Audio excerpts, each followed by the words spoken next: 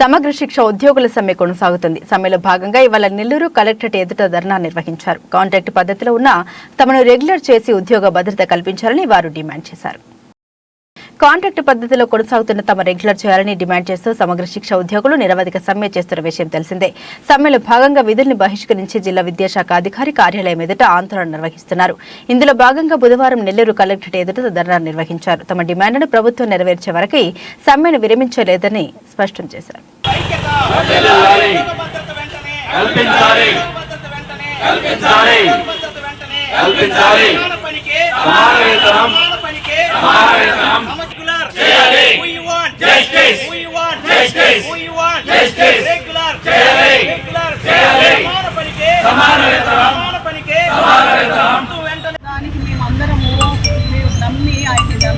ఆయన మహనీయుడు అనుకొని మేమందరం ఆయన్ని గెలిపించాము.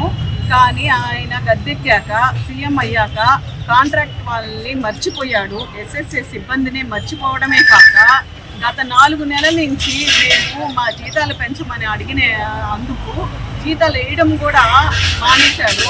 మా కుటుంబాలన్నీ వీధిన పడ్డాయి.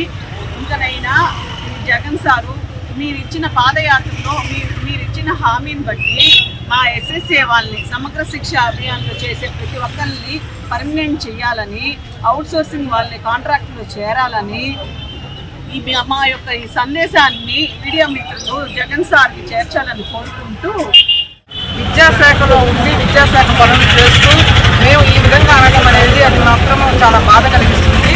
కాబట్టి తక్షణమే సమగ్ర శిక్షని విద్యాశాఖలో విలీనం చేయాలి.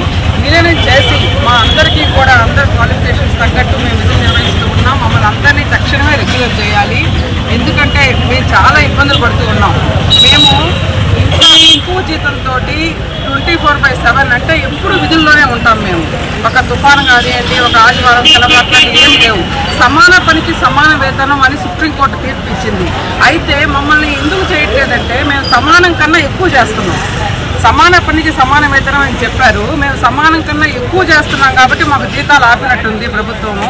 కాబట్టి తక్షణమే సమాన పనికి సమాన వేతనాన్ని సుప్రీంకోర్టు ఇచ్చిన రాజ్యాంగంలో రాసిన దాన్ని అమలు చేస్తూ విద్యాశాఖలో విలీనం చేసి మా న్యాయమైన డిమాండ్లన్నింటినీ కూడా పరిష్కరించి మమ్మల్ని తక్షణమే రెగ్యులర్ చేయాలని మా సమగ్ర శిక్ష అన్ని విభాగాల నుంచి మేము డిమాండ్ చేస్తున్నాం.